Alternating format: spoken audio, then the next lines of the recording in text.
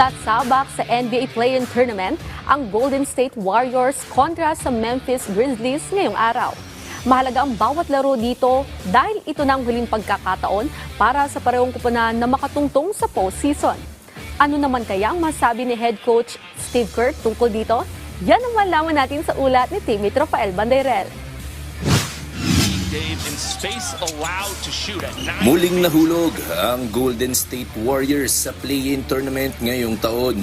Ang mabuting balita para sa Warriors fans, buhay na buhay pa rin ang kanilang pag-asang makatungtong sa NBA playoffs.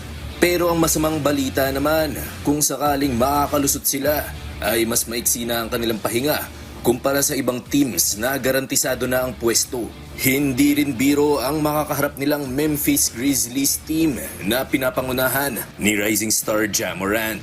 Sa kabila nito, kumpiyansa si Coach Steve Kerr na hindi titiklop sa pressure ang kanyang koponang binubuo ng mga veteranong manlalaro.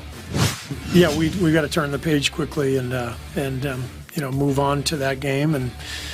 So the guys will have tomorrow off. We'll come in and have a walkthrough on Tuesday and ready to roll. And great opportunity to win a game and get into the playoffs, which has been our goal this whole time.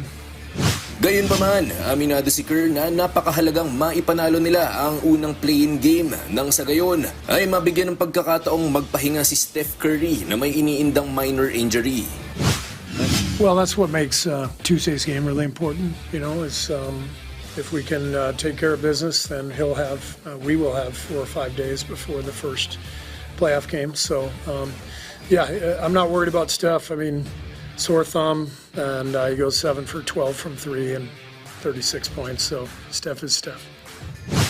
3 beses nang naglaro ang Warriors sa play-in tournament. 2 beses noong 2021 at isa noong nakaraang taon. Masalimuot na 0-3 ang kanilang kartada rito. Isang sumpa na nais wakasan ni Draymond Green. Really different. You have a guy who can kind of slow the pace of the game down for us, get us into good things.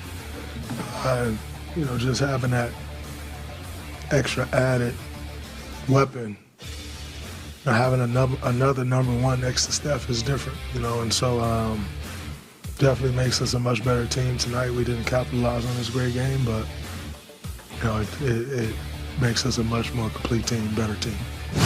Ngayong araw, magkakaalaman na kung alin sa Golden State o Memphis ang uusad sa playoffs at kung sino ang magpapatuloy na makipagsapalaran sa play-in tournament. Rafael Bandeirel para sa Pambansang TV sa Bagong Pilipinas.